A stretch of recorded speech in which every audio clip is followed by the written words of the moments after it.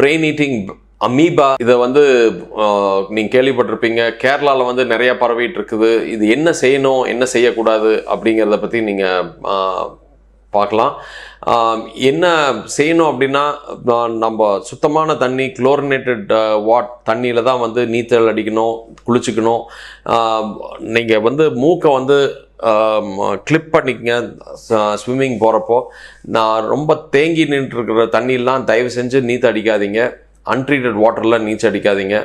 அந்த நீங்கள் பாயில் பண்ண காய வச்ச தண்ணியை நீங்கள் மூஞ்சி கழுவுறதுக்கு இந்த மூக்கில் வந்து விட்டு நம்ம அந்த க்ளீன் பண்ணுறோம் இல்லையா, அதுக்கெலாம் வந்து அதை யூஸ் பண்ணிக்கங்க. சுத்தமான தண்ணியாக இருக்கணும். ஏதாவது வந்து இந்த மாதிரி ப்ராப்ளம்ஸ் உங்களுக்கு தலைவலி, காய்ச்சல், வாந்தி, கழுத்து ஸ்டிஃபாக இருந்தது அப்படின்னா நீங்கள் வந்து உடனடியாக டாக்டர்கிட்ட போய் பார்த்துக்கணும். அது ரொம்ப முக்கியம். இல்லைன்னா நேராக வந்து மூளைக்கு பரவி அந்த உங்கள் மூளையவே வந்து டேமேஜ் பண்ணிடுது. கிரிட்டிக்கல் ஆகி செத்து கூட போகிறாங்க நிறைய பேர். ஸோ இது எது செய்யக்கூடாதுன்னா, அந்த தண்ணிக்குள்ளாரெல்லாம் நம்ம அப்படியே நின்றுட்டுருக்கிற தண்ணியில் தயவு செஞ்சு போகாதீங்க.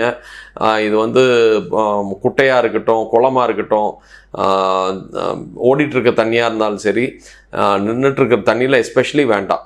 ரைட். அண்ட் மூக்கு கழுவுறதுலாம் நம்ம தயவு செஞ்சு அதை யூஸ் பண்ணக்கூடாது. ஸோ ரொம்ப அலர்ட்டாக இருக்கணும், சேஃபாக இருக்கணும். நீங்களும் உங்கள் குடும்பத்தையும் நீங்கள் வந்து இந்த பிரெயின் ஈட்டிங் அமீபாலேருந்து பாதுகாத்துக்குங்க. நன்றி. டாக்டர் சசி.